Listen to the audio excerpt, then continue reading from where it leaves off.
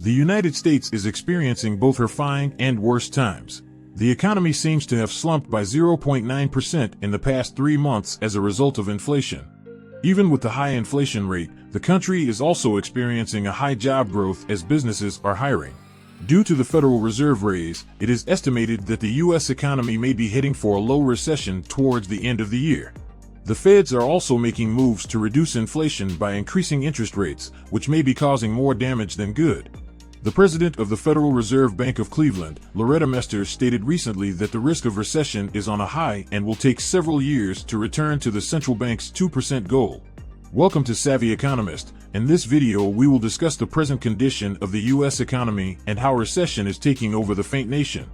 We will consider how the United States went from a booming nation to one gasping for breath. Please watch, like, and share this video. Drop your comments and observations below and subscribe to the channel for more videos like this. Let's dive right in. With the present state of the country, even economists might be afraid to clearly state the obvious. The Nomura Economist tenders a warning of the impending dangers that may befall the country as conditions may further tighten with food supply. There is also energy deformation, and the outlook of global growth is gradually worsening. This is why seasoned Nomura economists Aichi Amamiya and Robert Dent asserted that with rapidly slowing growth momentum and a Fed committed to restoring price stability, we believe a mild recession starting in the fourth quarter of 2022 is now more likely than not. They also suggested that consumer balance sheets and excess savings will help to reduce the speed at which the economy is shrinking. It is important to note that fiscal and monetary policy will be reduced by the presence of a high inflation too. Nomura's prediction of its GDP forecast for 2022 has lowered to 1.8% from 2.5% earlier this year. Even though the forecast for next year might decline 1% less than the 1.3%, the nation still has to keep its fingers crossed. The report by Nomura was inspired by the statement made on Sunday by the Treasury Secretary Janet Yellen. She said consumers are to maintain the high prices in the entire year as the U.S. economy will slow down. The increase in the price rate will continue till next year, 2023, although with a lower terminal rate of 3.50 to 3.75% it got to in February, which is better compared to that of 3.75 to 4.00% March. Americans are experiencing this inflation more in the gas pumps. Since the Russians' invasion of Ukraine, the conflict has affected the energy market and led to the increase in gas. Now, the people have to pay over $5 for a gallon of gas. Recession, in most cases, cannot be predicted. According to economic professor Lauren Ball, it's very difficult, if not basically impossible, to predict when recessions are going to happen, Ball says. The economy kind of cruises along and takes care of itself, and then something completely unexpected happens to knock it off. Now, inflation does not directly cause a recession. But the Fed's efforts to control inflation by raising interest rates could cause one. The cause of the inflation points out first from the strange labor shortage experienced in public services like restaurants. This shortage further led to an increase in wage, which seems like a good thing at first, but then it affects other things through prices. The high energy prices are obviously a result of the international event. Nonetheless, there's still the strange shortage of products such as computer chips, leading to a hike in the price of used cars. Economists insisted that the cause of current inflation is the expectation of it. Though silent, it's a very powerful tool. Inflation expectation is the measure by which businesses and consumers expect the prices of goods to increase in the future.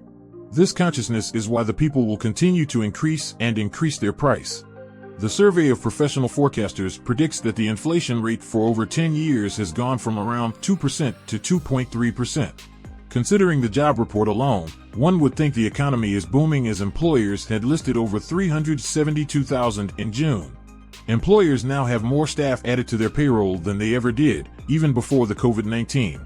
But it doesn't override other economic measures that have greatly contributed to the low economy. Gross domestic capital, GDP, showed a more striking downward slope in January, February, and March. Also, in the past 3 months, which is a very strange disconnect according to top economist Jason Furman. Usually, the annual GDP reduces at 1.6%, but now, the report is far from it. GDP and job growth has always gone side by side as they rise and fall at the same time. But now, reports are showing the reverse. GDP now goes down while jobs growth is increasing at the same time. According to Chief Economist Scott Horsley, this alteration may arise from less productive workers currently in the field, and many people work remotely. There is a probability that even when many people are working, they do not provide much impact in the economic activity as expected. The possibility that employers are recruiting more staff than they need at the moment, but do so because of the difficulties in employing workers in the past and had to gather as many workers before the economy bounces back. One more consideration, he mentioned, may be that one of the statistical measures given might be wrong. From statistics, it looks like the United States economy was booming in the first half of the year and might be optimistic in the second half of 2022, said Furman in an interview. But with the large uncertainty and confusion that has set in, one cannot really be overconfident about the future. Job reports also revealed that wages are increasing, but so is the prices of goods and services. Meanwhile, the White House doesn't seem to agree with any of this economic crisis. According to a report, the White House has taken the pain to notify the people that 2 quarters of negative growth in a row does not denote recession. An NBER definition of recession is a significant reduction in the economic functions which has spread to the economy and has been for some months. President Joe Biden also mentioned some foreign business and job growth as signs of a strong economy. That doesn't sound like a recession to me, he concluded. But what's obvious to everyone is that the United States economy is slowing down as prices are increasing at a really fast pace. Economists recently acknowledged rates in which the economy has grown and reduced. Although it is likely to pull more attention to the country, it is important to dig into underlying data. Wall Street has also been given some markings on the growth projection of the economy. Goldman Sachs has cut its first quarter GDP rate from 2% to 0.5%. The bank also reduced its complete annual outlook to 3.2% from 3.8%. Bank of America is also doing the same as it slashes its first quarter rate from 4% to 1% and its full year forecast from 4% to 3.6%. According to the Bank of America head of global economics research, Ethan Harris, the slash is due to the tight Feds, Omicron, less fiscal support, and the drawback in inventory building. Here is the exact quote he wrote: "We now expect a fiscal package about half the size of the Build Back Better Act, with less front-loaded fiscal stimulus. We think it will boost 2022 growth by just 15 to 20 basis points, compared to our earlier estimate of 50 BP. Risks of a negative growth, first quarter, are significant, in our view. However, we should not be happy that the U.S. is currently experiencing these economic challenges, as it will also affect other global economies. It may even result in more inflation in other lesser nations and destroy their economical strength." To get more videos like this, please like, comment, and share our videos.